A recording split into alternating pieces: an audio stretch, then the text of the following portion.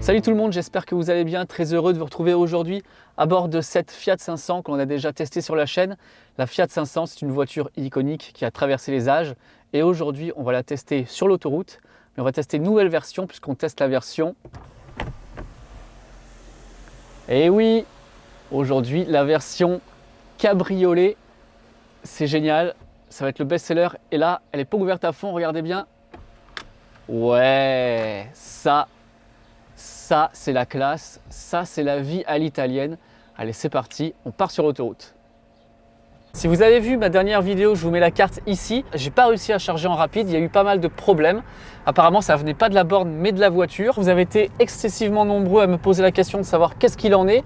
L'information était remontée à Fiat. J'ai une source qui m'a rapporté avoir vu il y a quelques jours des équipes de Fiat Chrysler avec une Fiat 500 à une borne de recharge rapide avec la mallette en train de faire des tests, des essais. Il y a quand même quelque part un petit problème, même si ce matin, le représentant de Fiat qui a eu la gentillesse de me prêter ses voitures, qui est la concession du Canet, a fait un test avec ses propres voitures sur la borne de recharge rapide Ionity. Et visiblement, ça a chargé, il chargeait à 40 kW. Je voudrais quand même savoir sur quel type de station ça plante. Est-ce que c'est certaines marques de bornes? Est-ce que c'est plus général que ça? Donc on va voir, déjà on va aller sur Ionity pour faire notre propre test. Ensuite on retournera à la borne de Puget, de toute façon c'est sur le passage. Peut-être qu'éventuellement on testera sur une autre borne, peut-être en concession, peut-être chez Kia, je ne sais pas trop encore. Et avant de savoir ce qu'il en est, je vous demanderai de bien vouloir vous abonner à la chaîne, c'est vraiment très important pour moi pour pouvoir réaliser des tests comme celui-ci. Donc allez-y, ça se passe juste ici en bas, ça vous prendra 2 petites secondes. Merci beaucoup. Un truc qui est sûr, c'est que si je prenais une Fiat 500, surtout ici sur la Côte d'Azur, je la prendrais vraiment avec la version cabriolet. C'est d'enfer, j'adore ça. Moi qui aime les voitures lumineuses, pétard là, c'est vraiment génial, franchement, c'est hyper agréable. J'adore. Je m'en lasse pas de la vue arrière en fait, c'est super. On va voir ce que ça donne sur l'autoroute. Ok, bon je suis sur l'autoroute à 100 km/h en décapotable. C'est d'enfer.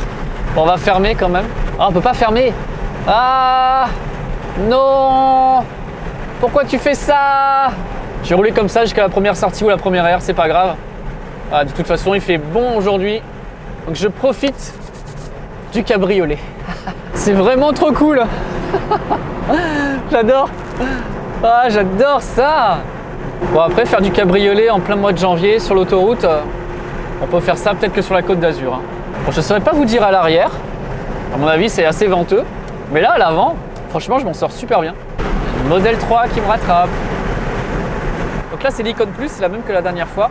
Mis à part le cabriolet, et en plus, elle a aussi la caméra. Sans quoi, la version la plus haut de gamme, c'est la Prima, qui elle a aussi l'assistant de conduite niveau 2. Donc là, on est quand même plutôt bien équipé.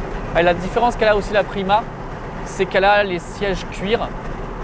Franchement, je préfère autant la sellerie tissu que je trouve vraiment très jolie. Alors vous allez me dire le prix de la voiture, je l'ai là le prix. Il est en gros ici, 36 100 € pour cette voiture. 36 000 € auquel il faut enlever les 7 000 € de bonus. Je suis franchement en train de me taper le kiff de la mort là. C'est trop bien. Et j'ose même pas imaginer en été. Wow, ça doit être génial, génial. Ok, j'arrive au péage. Je vais voir si maintenant je peux refermer la capote. Je me dis que peut-être que pour vous parler, ça sera quand même un petit peu mieux. Ouais. Clac. Ah, c'est trop bien. On a fait 34 km, quasiment que de l'autoroute. Et le compteur m'affiche encore 207 km. Donc là, normalement, on devrait faire dans les 70 km, si je dis pas de bêtises, faire demi-tour au Luc pour aller récupérer la borne Ionity qui est sur l'aire de Vidauban Sud. On a vu que les 320 km de la norme WLTP sont largement atteignables, ça pose pas vraiment de problème. 200 km, ça devrait être faisable. Je vous rappelle que cette batterie est de 42 kWh. On en a un petit peu plus de 37 utiles. Et là, pour l'instant, j'ai une conso de 18. C'est ça, 18 x 2, ça fait 36. Donc, ça fait 200 km d'autonomie. Pour l'instant, les premiers chiffres concordent en tout cas. Je vous la conseille vraiment si vous avez le budget et que vous recherchez une petite voiture de ville. Je la trouve vraiment topissime, cette voiture. Bon, topissime, ça dépend quand même de la charge rapide. Il faut vraiment que ce problème soit résolu. J'ai aucun doute sur le fait qu'il soit déjà résolu ou qu'il va bientôt être résolu. Mais c'est vrai que la charge rapide, il faut que ça fonctionne. Ok, on a fait 65 km 500 et là je sors de l'autoroute pour faire demi-tour. Faut pas se tromper, on part à gauche. Ok, on arrive à Ionity. Il y a le superchargeur Tesla qui est là. Il y a un Tesla X qui continue tout droit, donc il n'avait pas besoin de charger visiblement. Et nous, on est tout seul à l'aire de recharge. Il me reste 61%, on a fait 75 km. Conso moyenne de 18,7, toujours donc 200 km d'autonomie. J'ai l'habitude de mettre là, j'allais mettre sur les stèles Tesla. N'importe quoi. Du coup, il faut se mettre ici à Ionity. Allez. Vous voyez l'écran de la nouvelle caméra? Bon, j'aurais préféré que ça soit vraiment du plein écran. Mais bon, ça suffit. J'ai remis en version ouverte cabriolet parce que je trouve ça vraiment super. J'ai ces 4 là, ChargePoint, Mango, New Motion, Shell Recharge et la Charge Map. Je prends de la Charge Map pour aujourd'hui. Vous sentez l'angoisse dans mon regard là? Ah non, vous ne voyez pas parce que j'ai les lunettes. Alors, on branche. Ça se trouve, il ne fallait pas brancher en premier, j'en sais rien. Okay, on est bon. Et là, ça fonctionne, regardez. Je suis en train de charger 63%, estimé pour 100% 1 heure, pour aller à 80% 12 minutes. J'ai laissé charger 5 minutes pour pouvoir calculer la puissance de recharge. J'ai consommé 3,95 kWh. On ne peut pas connaître comme ça la moyenne, donc il faut multiplier ça par 12, ce qui donne très exactement 47,4 kW. C'est pas mal, forcément on n'est pas aux 85 que promet la voiture.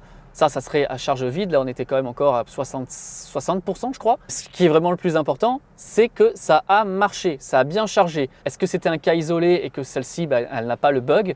Est-ce que ça vient de la marque du chargeur? Là-bas c'est des Delta, j'en sais rien du tout. C'est pour ça qu'on va reprendre la route et on va retourner maintenant à la borne de recharge rapide. Mais on sait qu'au moins cette voiture-là prend la charge rapide. On prend de mauvaises habitudes avec les Tesla parce que j'avais oublié de fermer la trappe de charge.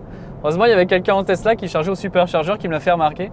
Voilà, j'arrive à la borne Vegas. Maintenant, on va voir si ça fonctionne avec ce véhicule.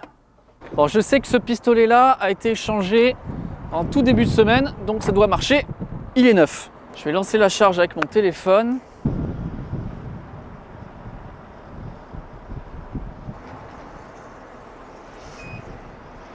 Charge en préparation. Démarre, fais-moi plaisir. Ouh, oui. Oh, 67 kW. Bouh. Ça, c'est bon, ça. C'est vraiment super. Je suis excessivement content que ça fonctionne parce qu'avoir une voiture qui, pour moi, est aussi bien conçue, aussi bien finie, qui a une très bonne autonomie, un super prix hyper abordable et qui n'arrivait pas à charger sur une borne de recharge rapide, franchement, ça me faisait souci. J'ai vraiment envie de savoir en conditions normales combien de temps il faudrait rester à cette borne pour pouvoir recharger de façon décente cette voiture. Donc on reviendra pour la tester, ça c'est sûr. On va couper et je vais aller faire un tour chez Kia, ils ont une borne CCS aussi. Je veux être sûr que ça fonctionne bien sur toutes les bornes possibles. Bon Lionel, ça va? Ça va, ouais, tu me prends de cours là. Ouais. Bien équipé. Eh oui, mais je veux tester parce que la dernière fois j'ai pas pu charger, alors je teste toutes les bornes de recharge CCS du quartier pour voir ce qui se passe sur cette voiture. Donc, tu me sauves la vie. Communication en cours. Ouais, bon on prend, là on a déjà pris un petit peu. Bon ok, donc ça fonctionne. Parce que la dernière fois que j'ai fait le test avec celle-là, impossible de la charger nulle part sur aucune borne. Une borne de charge rapide, impossible. Elle devait avoir peut-être un défaut ou un truc. C'est ce qu'on pense parce que j'ai chargé, j'avais le numéro du technicien et impossible que ça marche. En plus il y a un Kia Niro justement. J'ai pensé à toi qui est venu juste après et il a chargé. Donc ça venait pas de la borne, ça venait de la voiture. Merci à Kia de nous dépanner, de servir de cobaye aujourd'hui. C'est super gentil. À 80, je pense que tu pouvais quand même y arriver. Oui, aujourd'hui je pouvais y arriver. La dernière fois c'était beaucoup plus tendu. 1%. Bon les amis, vous voyez ça fonctionne. Troisième test aujourd'hui grâce à Kia Fréjus, ils sont vraiment top. Si vous êtes intéressé par une Kia, allez-y, allez voir Lionel, il est vraiment aux petits soins avec vous, c'est génial. Du coup, pour répondre à la question qu'est-ce qu'il y a eu la dernière fois, c'est assez difficile vraiment d'avoir une réponse 100%, mais je pense que ça devait être la voiture de test qui avait un problème. Je me demande même si ce n'est pas plusieurs voitures qui ont des soucis, parce que comme je vous ai dit, j'ai eu des infos comme quoi il y a pas mal de personnes qui viennent de les acheter et qui ont des problèmes à charger sur les bornes rapides. Donc est-ce qu'il y a une série qui a un problème? Est-ce qu'il y a un lot qui a un problème? J'en sais rien, parce que celle-là est plus récente et qu'elle fonctionne. En tout cas, on aura certainement plus d'infos bientôt. On est quasiment à 100%, donc on ne va pas vraiment très vite, en 20 minutes. On a pris 4,6 kWh. Si cet épisode vous a plu, comme d'habitude, merci de le liker et surtout de vous abonner à la chaîne. C'est hyper important pour que je puisse récupérer des voitures pour faire des tests comme celui d'aujourd'hui. On se retrouve très bientôt pour de prochains épisodes. Laissez-moi un pouce bleu Salut tout le monde.